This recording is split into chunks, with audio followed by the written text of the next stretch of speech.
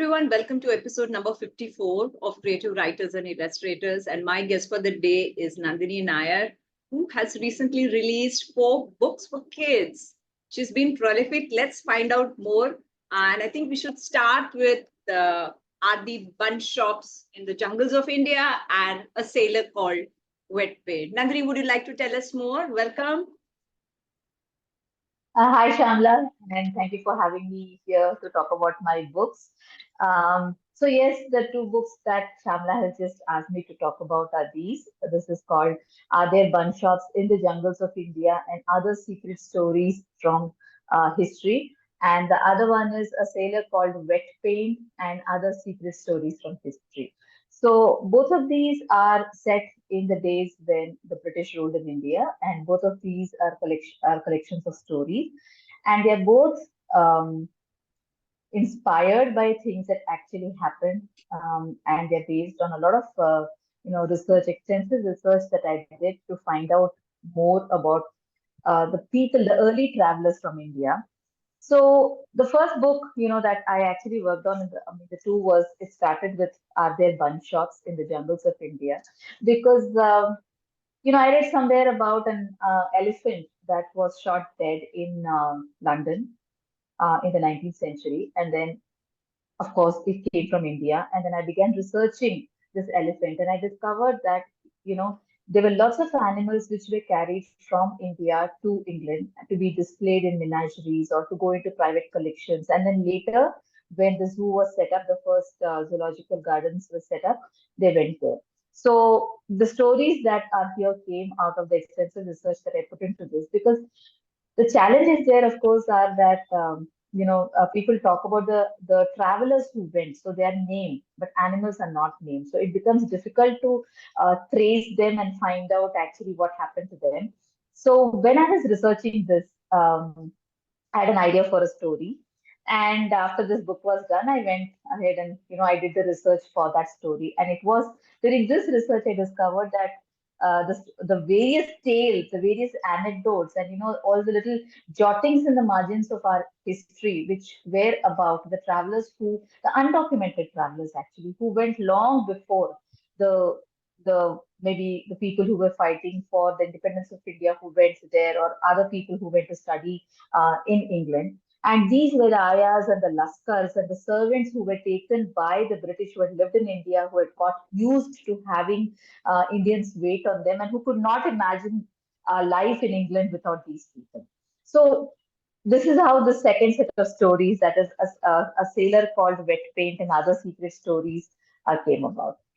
Hmm. So, why did you choose to explore Are There Bun Shops in the Jungles of India through letters? That's an unusual format. And this is the second book, if I'm right, that you have, in which you are choosing this format. Do I have another one? I'm trying. Written for CBT? Oh, yes, yes. The Letters from Mom. Yes, Yeah, that was a yeah. non-fiction. Yeah. So this is also, yeah. So Letters from Mom, which is the book Shamla has just talked about, it won a prize in the non-fiction category. Non-fiction I always find is a genre that I myself struggle with. I struggled with to read it as a child, and now when I want to write about it. So for a long time, if you notice, I did not write non-fiction. I kept away from it. I wrote 2 biographies, fictional biographies, one of Rani Lakshmibai and one of,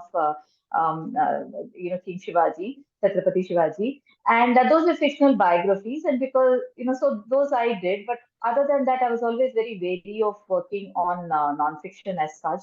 But here, when I did find all of these material that talked about the different animals and how, what their experiences were and what happened to them, I really wanted to write about this. It was a project that kept me going for because I was so keen to put it down on paper, these stories. I felt they needed to be told. But when I thought about the format I had to use, I realized that much as I disliked it, I would have to use the British voices to narrate these stories, because simply because in a very practical way, if you look at it, if you look at the history of India, most of the people of our country were unlettered at this time. Education was not something that was easily accessible or available to most of our people. So it would have been going against the true historical spirit of that time to have it written by Indians. Which is why also the second part also was all that even though the animals were captured here, they did spend a better part of their lives in England. So it made sense to have the people there talk about it. And I felt like it didn't matter who was narrating or raising these points. What mattered was that we did take another look at how animals were imprisoned for the sake of our entertainment or education or knowledge or whatever, which is why I chose the letters format, because again I didn't want to stray too much from the focus on hand, which was to talk about the case or the situation of the animals. And had I made it into stories in a story format, I would have had to talk about the cultural and social atmosphere of England at that time, which I felt would take away the attention from the main focus, which is why the letters.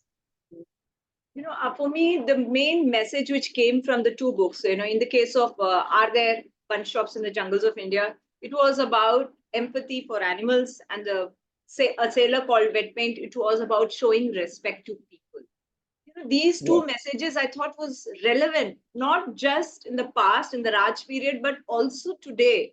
And these are things which not just children, but also adults need to be aware and make it a part of their life, right? yes, yes. Because today, if you look at it, when you take, for example, what you talked about, the respect for people who help us, who help us in our housework.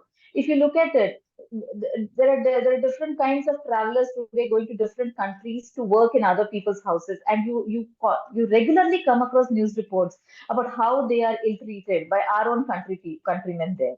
And you don't even have to go that far. Even if you look at our own homes, the people who help us run our lives with such efficiency, how many of us really think of them as humans? So yes, you're right, it is relevant. What really struck me about the stories of these ayahs and laskars was I kept imagining how it must have felt for them to set out from their little villages, because a lot of the laskars, for example, they were not even trained seamen. In a year when the crops failed and they had no other means of earning a livelihood, they would decide, okay, I'm going to sea, and they would go there. So, what did these people make of that whole journey? What did they make of England, which was so cold and the weather was so different? They didn't speak the language, they didn't understand it, and then they were cheated. So, this was a thought that actually kept me going. Both in both the cases, I felt both the animals and these early travelers, they had no voices, and Absolutely. how it must have felt for them to go through those experiences. Yeah. I think it's really amazing that without social media, without any gadgets, these people survived. Exactly. Yes. And yeah, And then all, some of the stories, if you look at particularly with the ayahs, they learned the system and they used it to their advantage. They actually fought back, some of yes, the ayahs. yeah, yeah. And all this just to secure the futures of their coming generations, and in search of, Yes. it was a search of livelihood for themselves. Yes, It's, livelihood, but you also know that for a lot of them, when they came back, because they had crossed the black waters, they did have yeah, to go through the purification thing. So it was a huge, huge gamble that yeah. they took. So many of them, there was a real attachment for towards the children that they were caring for. So there was that attachment, like the first story, the woman in the painting, which struck me like so much. When you look at that painting, you see this Aya, whose name also we don't know, by the way. She was actually with the children in the siege of Calcutta, and she protected them. And there I had to really do a lot of detective work to piece that story together, because there was just this painting of Reynolds, Joshua Reynolds, and it said this. And then I had to look for information about this man whose children hot and who were painted here. And then I had to see like where was his wife, was why wasn't she there. And then I had to read an account of the siege of Calcutta in order to piece the story together. So we don't even know her name, but at least we know that her employer was fair to her and did send her back the way he promised he would. Yeah. The research what you've done for the book is mind-boggling. And I always Thank you. feel research is like, it's like going down a rabbit hole. I mean, it's often used. The phrase is often used, but that's the truth. And in this case, the Yes, kind of information you put in, not just in the letters, but also in the tiny snippets of information which kind of feature between the letters. It's amazing. It's a beautiful read for all those people who, through school, through college, and right now even through social media, we feel we know everything about the British Raj. There is nothing new to discover. And then you go digging and gather information which you not stumbled before, you not come across that before. And I think that's really awesome. And I'm really happy that you put the spotlight on the Lashkars and the Ayas, because these are totally unheard stories. And yes, we need to acknowledge the contribution of these people. And most of the time, I think Yes. they were uneducated, so they were not able to chart their Yes. histories. Yes, which is why even writing about it, a lot of imagination had to go into it because there were just throwaway lines here and there talking about what they went through. So that that made it more challenging. But it's so interesting that you said that even being on social media, we think we know a lot. So the British Raj has been an area of history, Indian history, that has been of particular interest to me for several years. In fact, so I'm always reading on it, and in fact one of my early books is a historical fiction, which is When Children Make History, published by Mango. And it is set in the days just before the 1857, the First War of Independence. So I regularly do read it, and I have spent a lot of time reading about the Ayas. But even for me, it needed that, I don't know what, that little click moment, something happened which made me suddenly look at the Ayas.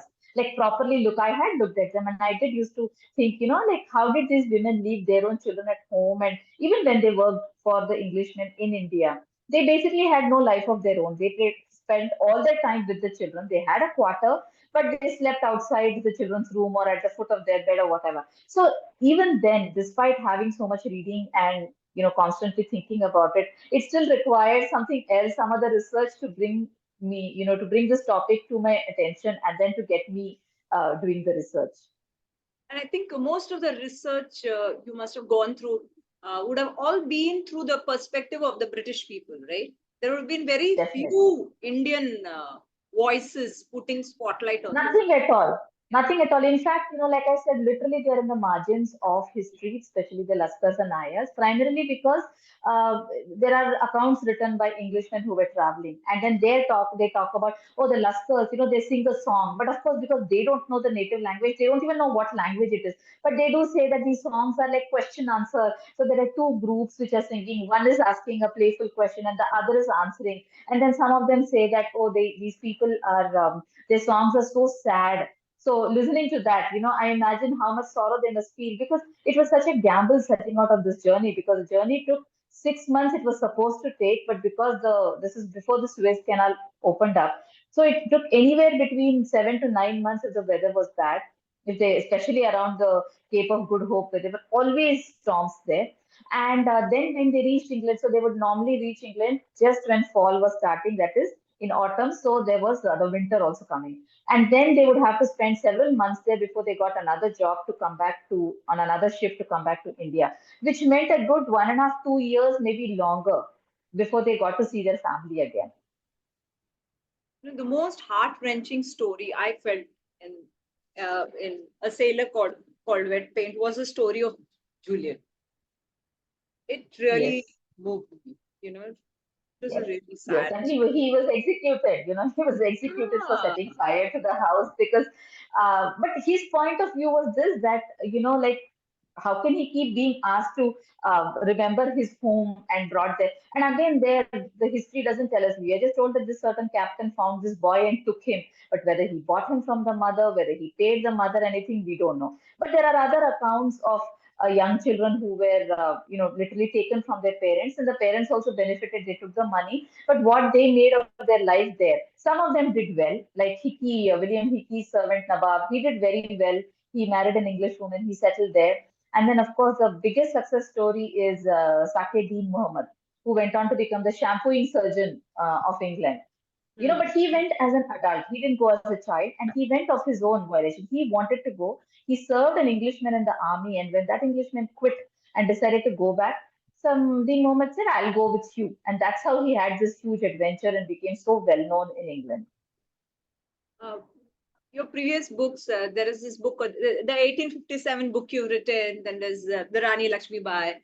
It's like a comfort zone. You really enjoy reading stuff about the Raj Yes, period. yes, What is it that definitely, fascinates definitely. you? So many of your books are set in that. Because I'm very fascinated by travelers. I'm very fascinated by immigrants, by their lived experiences. Because now, when you look at it, if we each trace our roots, we are from such different places, and we have spent a lifetime in a different place altogether, learning a language, eating the food that is local to that place. So when I even that, that we kind of take in our stride. It is within India, so this is what we have done.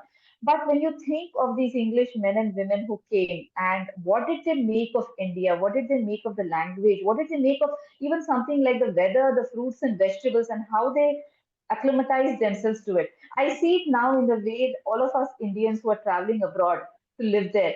I see it mirrored there, and I find immigrant experiences, endlessly fascinating, because I think of what it must mean to leave your home and your people, and then to create a new home there so that you can call that new country your home.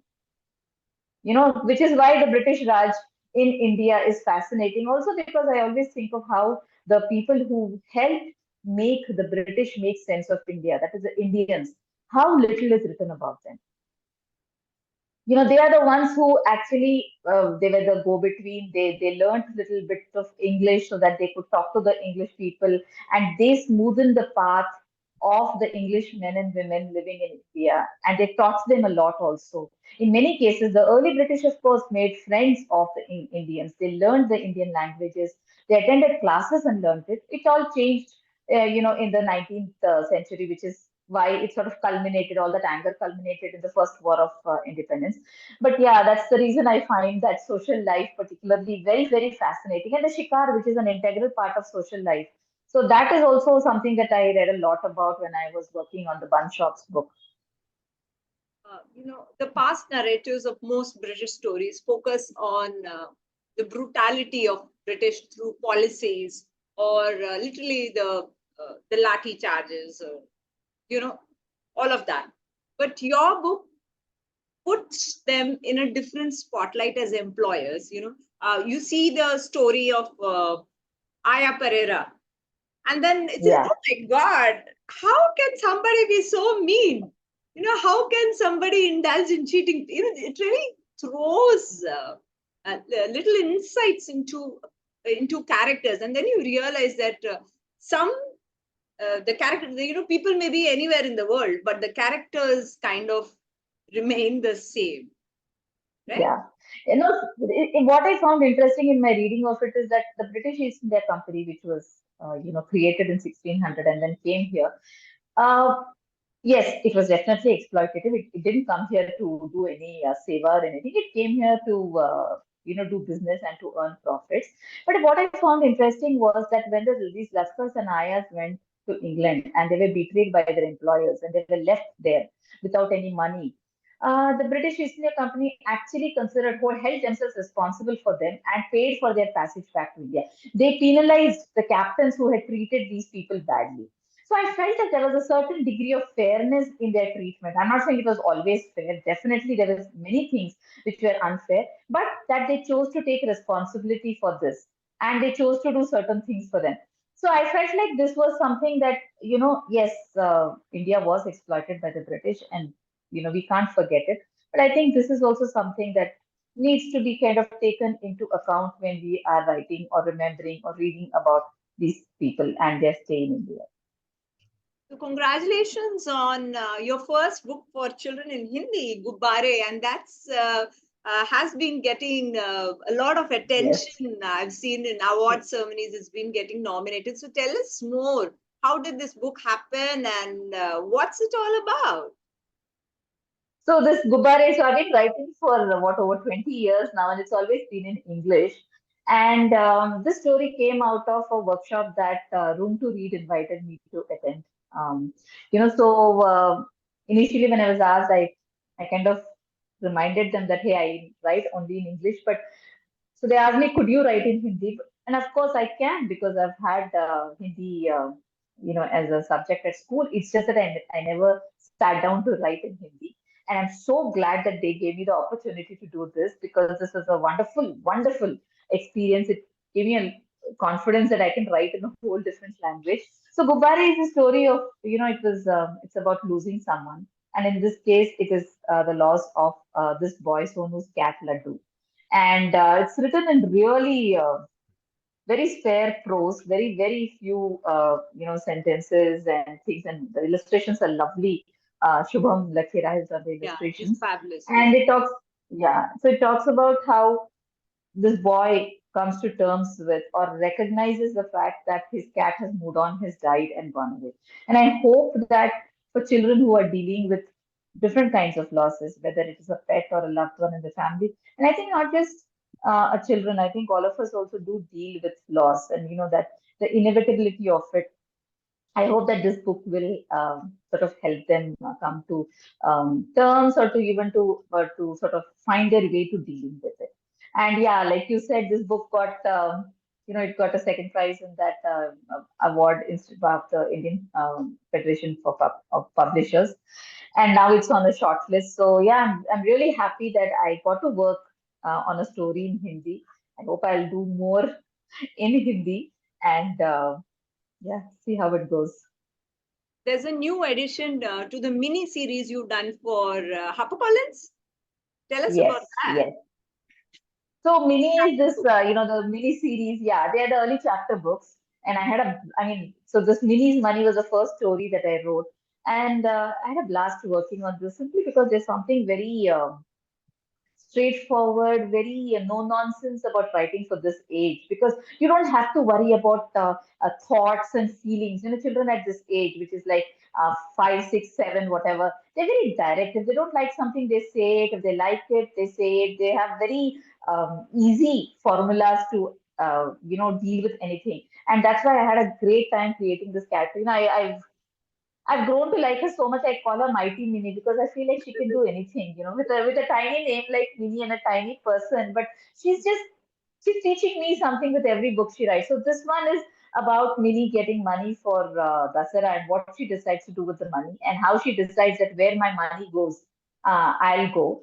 And the next book that I wrote is Minnie's Questions, where now Minnie has gone to school, and her teacher believes that asking questions is the best way to learn about the world around you. So Minnie asks lots of questions, which sometimes annoy the people around her, but eventually they lead Minnie into adventures.